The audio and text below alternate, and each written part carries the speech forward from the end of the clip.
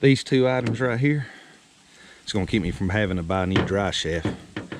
It's a needle, looks like a surgical needle, shoots grease through it, and some ultra black.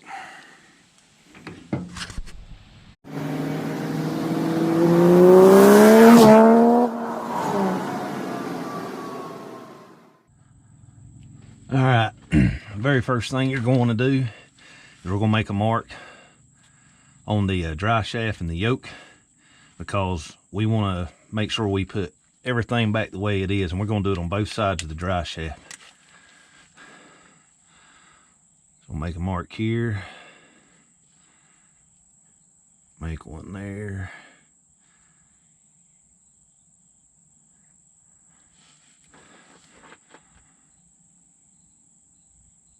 All right, I'm gonna use my Sharpie because my paint marker is out. So now I forgot to stop and get one. So let's move on to the rear of the dry shaft. All right, make you a mark here. Well, dab blame it. All right, this one here ain't gotta be exactly a straight line because ain't like you can get this one off track that much. But the front one, well, you can't the front one either because it's got them grooves in it. All right. All right, we're gonna start out taking our fasteners out of the front of the dry shaft. And these fasteners are a, what size? T40 torque bit. And if you got the long ones, it's gonna be way better for you.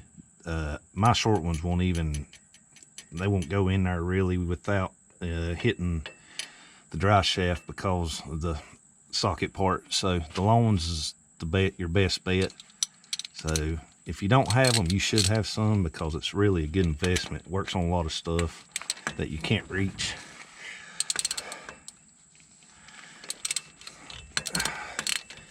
We'll get these right here out.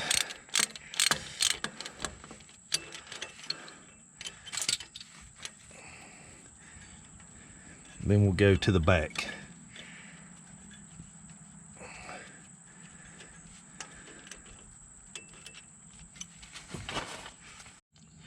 All right, after you get your fasteners out, if this won't break free, you barely tap it with a hammer, it will come apart because this right here actually all slides back. So slide back like that right there, and we're gonna set it off to the side. All right, rear of the dry shaft, we're gonna take these bolts right here out, 5/8 wrench. Can't get a socket in there, I've already tried. And you got to give this sucker a nice big pull. All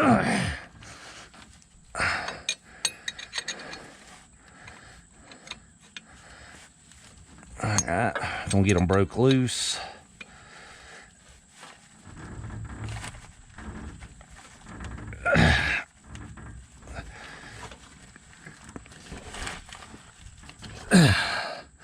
Should have grabbed another wrench for leverage.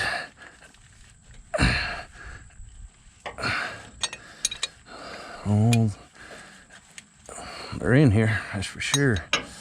But that's what you want. All right, now that we've got these right here broke loose, if you have to, put the front of your dry shaft back up.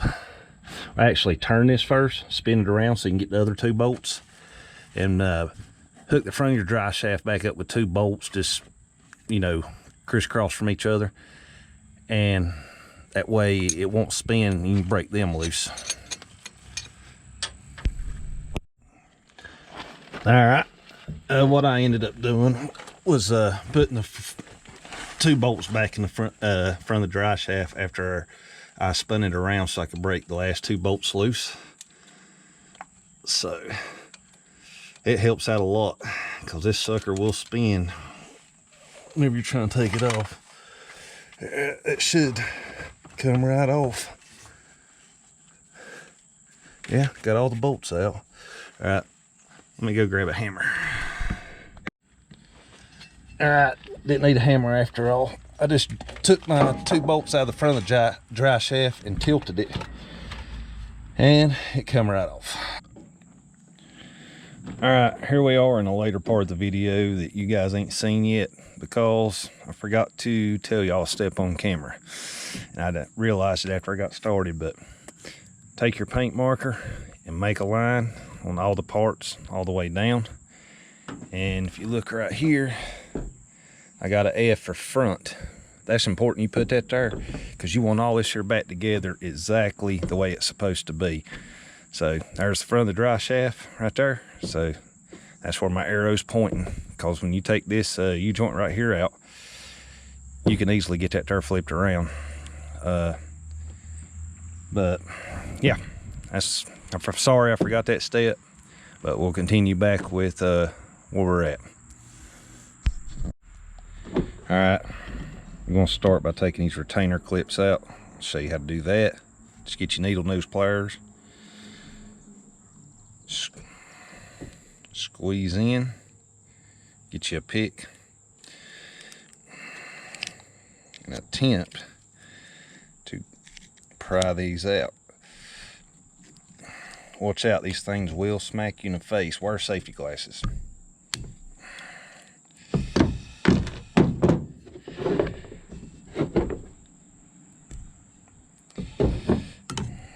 Do the next one.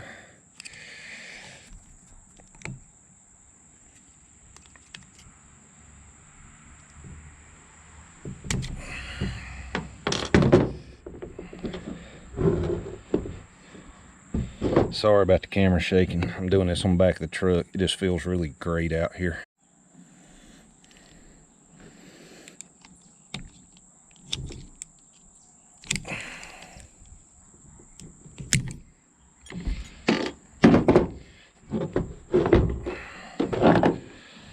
Last one on this U-joint.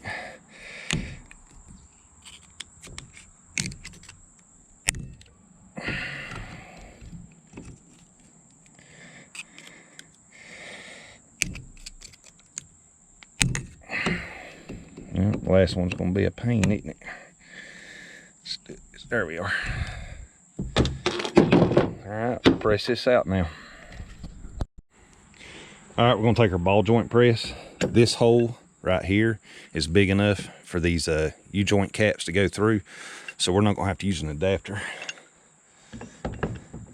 So anyway, just place it on this end right here on the end of your cap, and make sure you got enough clearance in here for your cap to go through. And all we're going to do is push this U-joint in to push it out. Just going to push this side here in, it'll push this cap right here out, and then we'll reverse it and do the exact same thing basically.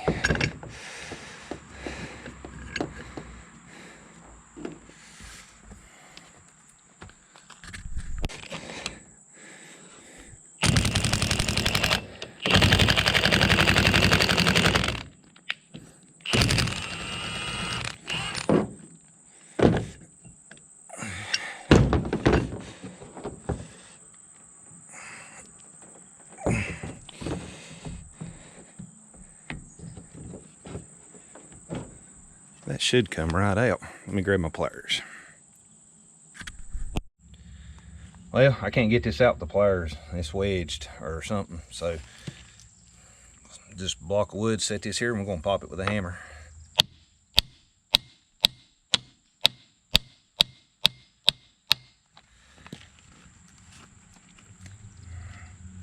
Not what I had in mind.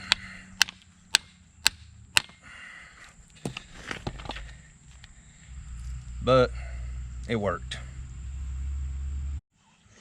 All right, flip it around. I'll put this one on this side. Well, I was getting ready to put the press on it, and then when I set it back down the block, I seen it move. So there, it's out. And this should pull right out.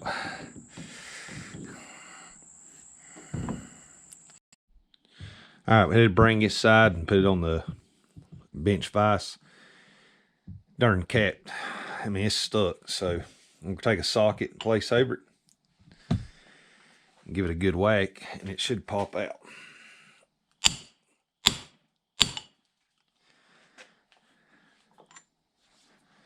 Maybe. There it comes. All right.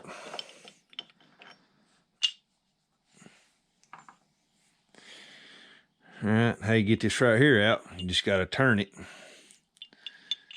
just a little bit, bring it out at an angle.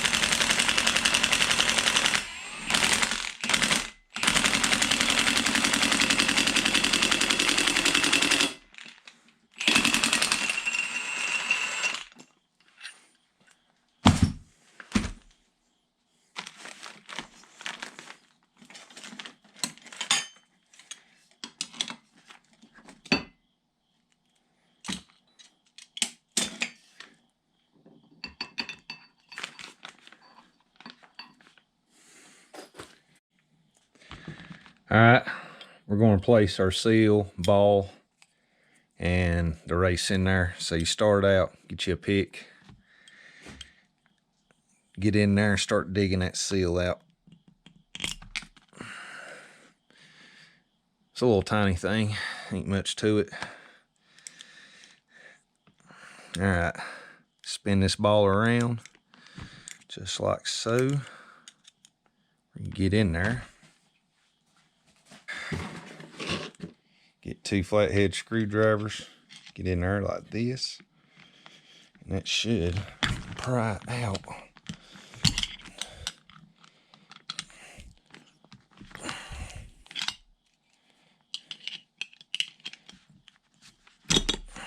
Like that.